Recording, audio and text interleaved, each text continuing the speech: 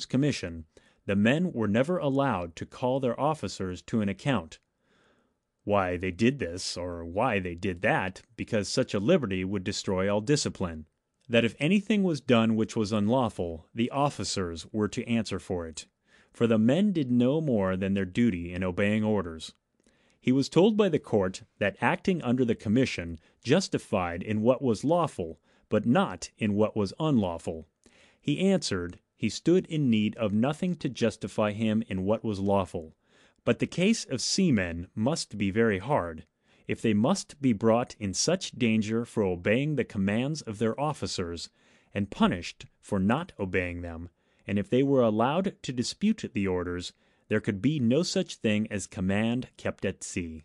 This seemed to be the best defense the thing could bear, but his taking a share of the plunder, the seamen's mutinying on board several times, and taking upon them to control the captain, showed there was no obedience paid to the commission, and that they acted in all things according to the custom of pirates and freebooters, which weighing with the jury, they brought him in guilty with the rest.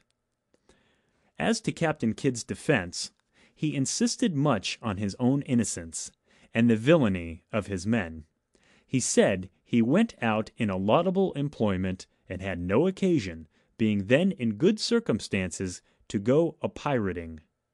That the men often mutinied against him, and did as they pleased, that he was threatened to be shot in the cabin, and that 95 left him at once, and set fire to his boat, so that he was disabled from bringing his ship home, or the prizes he took, to have them regularly condemned, which he said were taken by virtue of a commission under the broad seal, they having French passes.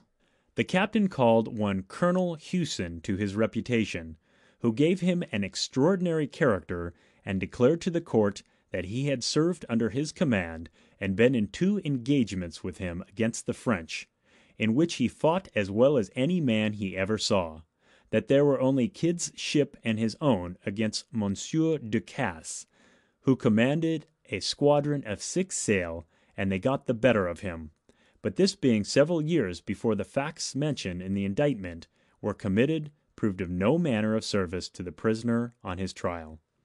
As to the friendship shown to Culliford, a notorious pirate, Kidd denied and said he intended to have taken him, but his men being a parcel of rogues and villains, refused to stand by him, and several of them ran away from his ship to the said pirate.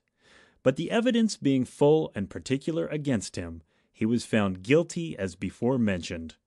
When Kidd was asked what he had said to say why sentence should not pass against him, he answered that he had nothing to say, but that he had been sworn against by perjured and wicked people. And when sentence was pronounced, he said, "My lord, it is a very hard sentence. For my part, I am the most innocent person of them all. Only I have been sworn against by perjured persons."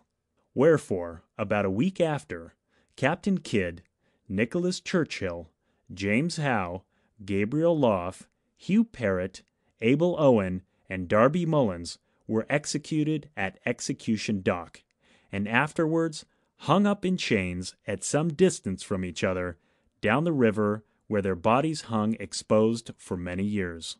Kidd died hard, for the rope with which he was first tied up broke with his weight, and he tumbled to the ground. He was tied up a second time, and more effectually. Hence came the story of Kidd's being twice hung. Such is Captain Kidd's true story, but it has given birth to an innumerable progeny of traditions.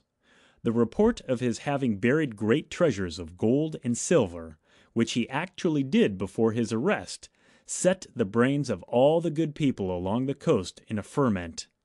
There were rumors on rumors of great sums of money found here and there, sometimes in one part of the country, sometimes in another, of coins with Moorish inscriptions, doubtless the spoils of his eastern prizes.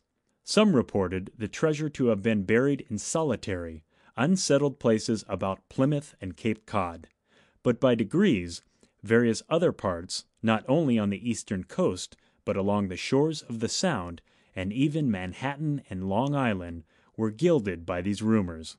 In fact, the vigorous measures of Lord Bellomont had spread sudden consternation among the pirates in every part of the provinces. They had secreted their money and jewels in lonely, out-of-the-way places, about the wild shores of the sea-coast, and dispersed themselves over the country. The hand of justice prevented many of them from ever returning to regain their buried treasures, which remain to this day thus secreted and are irrecoverably lost. This is the cause of those frequent reports of trees and rocks bearing mysterious marks, supposed to indicate the spots where treasure lay hidden. And many have been the ransackings after the pirates' booty. A rocky place on the shores of Long Island, called Kidd's Ledge, has received great attention from the money diggers, but they have not as yet discovered any treasures. End of Section 10. Recording by Brian von Diedenroth. www.vondedenroth.com